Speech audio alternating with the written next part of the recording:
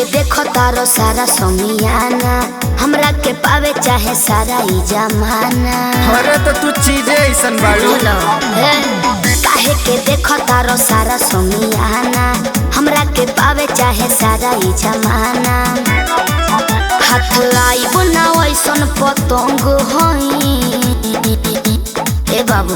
अरे तो सुन, भोजपुरी के हम हई खिलाड़ी, भोजपुरी के हम हई खिलाड़ी, आजमगढ़ के दबंग हई। सुन, भोजपुरी के हम हई खिलाड़ी, आजमगढ़ के दबंग हई। सुन, भोजपुरी के हम हई खिलाड़ी।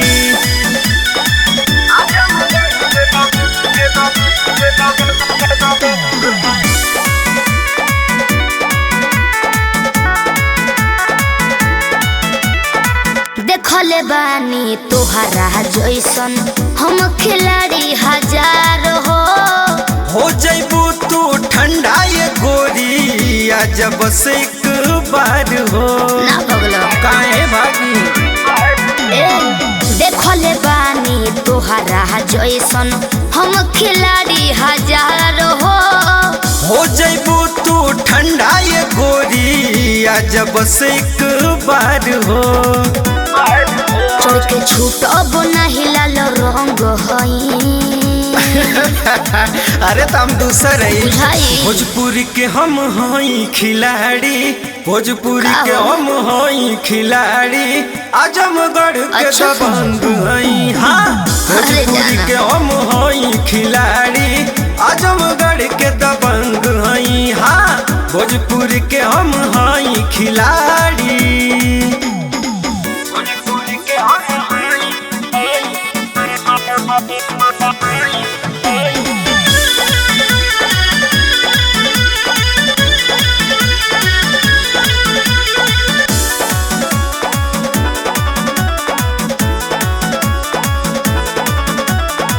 आइल बानी पहिला बेरी, जाइब किला उखाड़ के।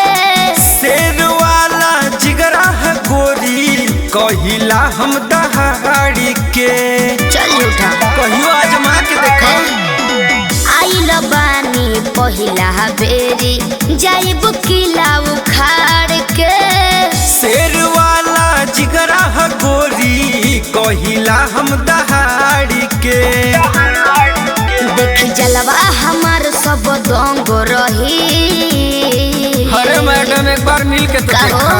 भोजपुरी के हम हई खिलाड़ी, भोजपुरी के हम हई खिलाड़ी, आजमगढ़ के दबंग हई। हाँ, भोजपुरी के हम हई खिलाड़ी, आजमगढ़ के दबंग हई। हाँ, भोजपुरी के हम हई खिलाड़ी।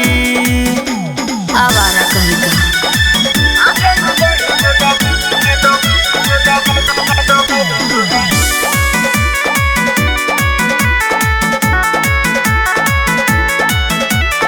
नाही मुनी सिला बानी, जूली नाम हमार हो।